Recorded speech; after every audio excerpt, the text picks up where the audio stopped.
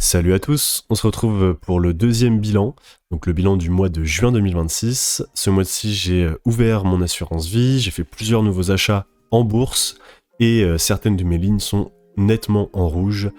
Et on va voir ça comme d'habitude en toute transparence, voir ce qui a marché, ce qui n'a pas fonctionné et où j'en suis en mois de juin 2026. C'est parti. Donc si on regarde le récap global, on est à 3489 € investis ou placés, pour une valorisation de 34 638 €. La valeur créée, donc la plus-value latente entre la valorisation et le total investi, est donc de 549 €, soit 1,6% de taux.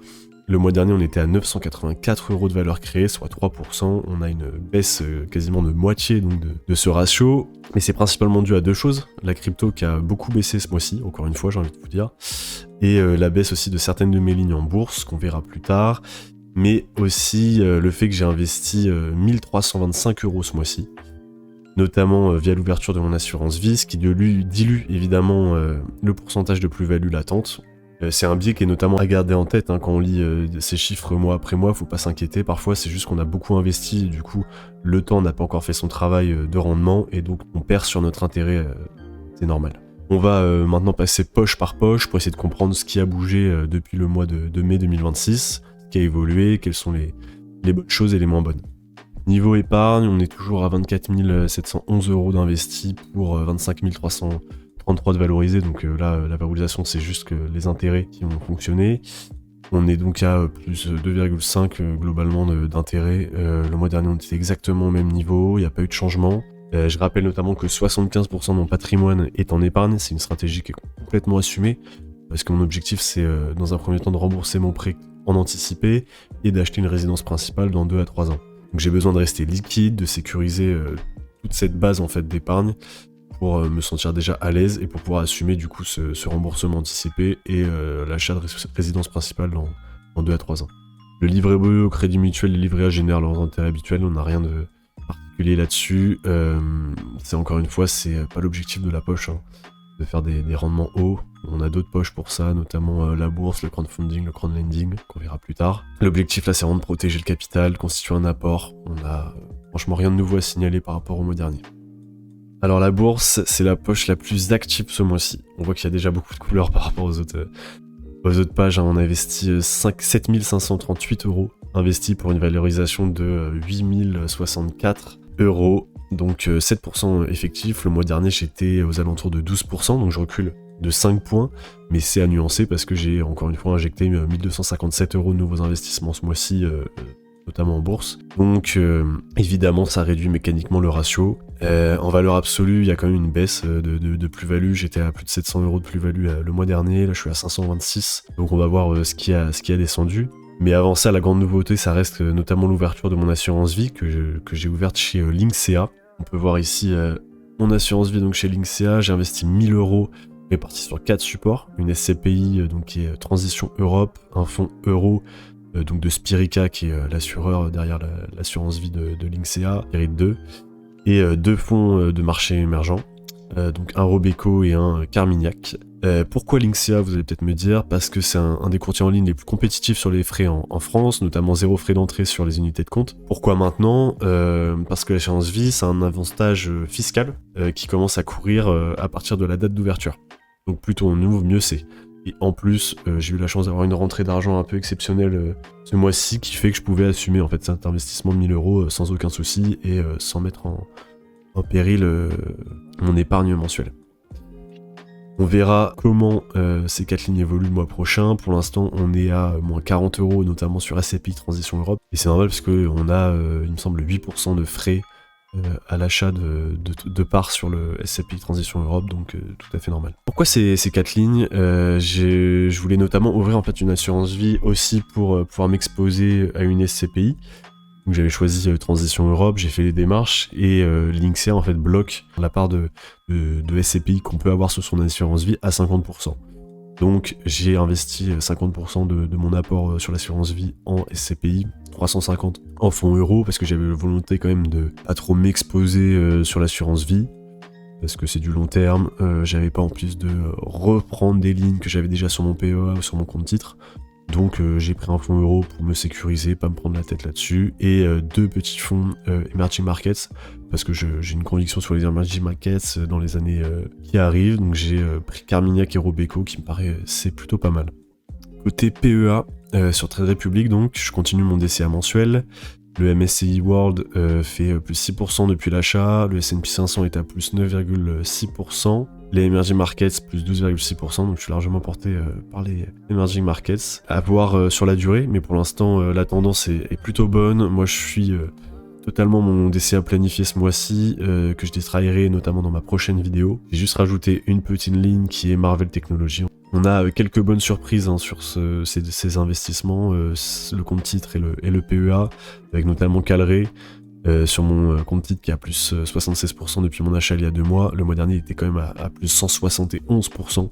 Donc on baisse, mais on est toujours largement positif, donc tout va bien. Et j'ai aussi renforcé la position, donc forcément ça rend le ratio un peu plus compliqué. La conviction reste complètement sur cette boîte française dans la chaîne de valeur de l'IA, notamment aussi avec les plans d'investissement qui sont prévus par les entités européennes et notamment l'État français aussi. J'ai aussi acheté le mois dernier du HUT8, pour 100 €, une entreprise de minage de Bitcoin qui est cotée en bourse, qui fait déjà plus 27% sur mon compte titre, donc je suis assez content. Pourquoi une entreprise de Bitcoin? Bah franchement ça n'a aucun lien avec le Bitcoin, c'est juste qu'ils ont une forte capacité d'hébergement de serveurs, capacité de calcul, etc.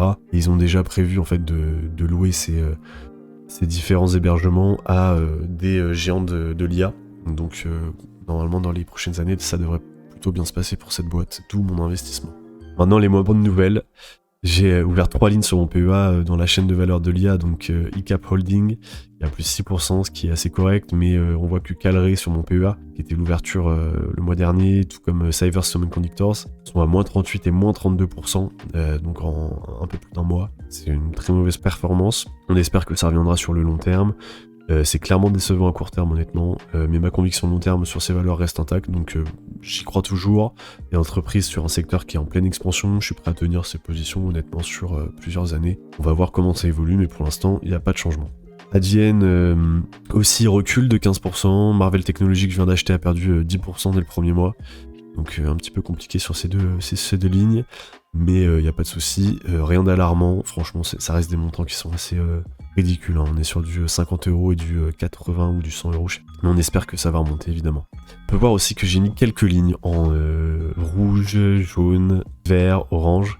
Donc en orange c'est notamment les nouvelles lignes de mon assurance vie, en rouge c'est les lignes qui ont pas mal baissé depuis le mois dernier.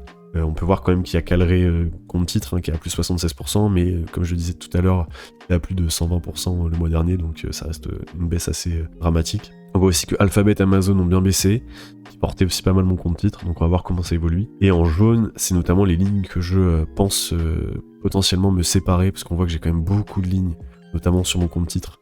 Et là j'ai des lignes, donc Booking, Mastercard, Visa, Meta. On voit que Meta c'est 30 €, Booking, Mastercard, Visa 15 €, ça vaut vraiment pas le coup je pense de les garder. Je les avais mis pour avoir un peu cet effet pense-bête comme je disais, hein, pour me dire ouais ça c'est des entreprises qui peuvent être intéressantes. J'achète pas beaucoup ce mois-ci et je verrai dans quelques mois si j'ai envie de remettre. Là j'ai pas envie de remettre, je pense que honnêtement avoir des lignes à 15 € ça sert à rien.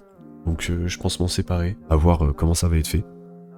On voit toujours que mon PEE au Crédit Agricole reste une belle poche, hein, avec plus 24,7%, toujours largement porté par l'abondement de 25% de mon employeur. Le mois dernier j'étais au même niveau à peu près, puisque j'ai pas réinvesti dessus, j'ai juste pris un petit peu de valeur dessus. C'est vraiment un mécanisme que je recommande fortement à tout le monde d'exploiter. L'abondement, c'est plus 25%, je crois que c'est le plus bas possible, hein. Je connais des personnes qui ont plus de 100%, donc n'hésitez pas à vous renseigner auprès de votre entreprise pour savoir ce qui est possible là-dessus, hein. C'est vraiment un très beau mécanisme pour s'enrichir. Alors niveau crypto-monnaie, là on voit que tout est en rouge, hein. C'est clairement la zone de douleur ce mois-ci. On est à 1487 € qui sont investis pour 1005 € de valorisés. Donc c'est 32% de pertes effectives en valorisation. Le mois dernier j'étais à moins 20%, donc on perd 12 points supplémentaires sur le mois, c'est une correction qui est assez significative. Sur Coinbase je suis à moins 39% contre moins 25% le mois dernier, sur Trade Republic je suis à moins 19% contre moins 8% le mois dernier. Donc Bitcoin et Ethereum ils ont tous les deux pris une grosse correction ce mois-ci. Est-ce que je panique? Pour autant pas du tout.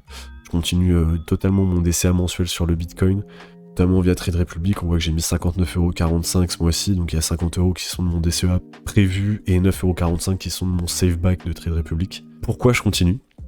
Parce que globalement, mes envies d'investissement n'ont pas changé, mes convictions non plus sur le Bitcoin. J'en ai déjà parlé le mois dernier, et en plus, c'est entre guillemets une opportunité d'acheter le Bitcoin à ce prix-là, parce que le DCA, justement, le but c'est de lisser le prix d'achat. Là, on est sur des zones basses, donc on a tout intérêt à acheter le Bitcoin quand il est en baisse. C'est exactement le but de la discipline du DCA, donc investir régulièrement, quelle que soit la direction du marché, qu'il soit haussier ou à la baisse. L'Ethereum, par contre, de son côté, j'ai arrêté. Comme je disais le mois dernier, j'ai moins de conviction que le Bitcoin, donc j'ai préféré arrêter, pas prendre plus de risques là-dessus. Donc comme on voit, on est sur une baisse, on était à plus 56% en juillet 2025, et on arrive en juin 2026 avec moins 32,38%. C'est pas alarmant dans le sens où j'y crois encore. Pour finir sur la partie crypto, on passe à GoMining. Donc je suis à moins 60% sur la valorisation, contre moins 47% le mois dernier. Donc encore 13 points de perdu. C'est assez dur à regarder, faut être honnête, moi avoir 60%. Mais je considère que ça reste normal à moins d'un an d'investissement sur ce type de projet. La rentabilité, elle est plutôt sur 2-3 ans minimum, et la chute du prix du Bitcoin a évidemment alourdi en fait cette baisse en rentabilité. Donc pour l'instant, aucun nouvel investissement, j'attends de voir, et je me dis que si le Bitcoin remonte, cet investissement va remonter aussi, donc il n'y a pas à s'en faire. Sur le crowdfunding immobilier, donc notamment avec la première brique, je suis à 3,85% d'intérêt effectif contre 1,47 le mois dernier. Ce mois-ci, ça augmente parce que j'ai été porté par 3,58€ d'intérêt reçu sur le projet l'Alpecia, d'où le fait qu'il soit en vert. Les 3 autres projets sont toujours en cours, il me semble pas qu'il y ait de retard signalé pour l'instant, ou alors j'ai peut-être loupé un mail. Je réinvestis toujours pas, j'attends de voir comment ces projets se comportent sur la durée avant d'aller plus loin. Donc pour l'instant, je suis vraiment en stand-by sur le sujet.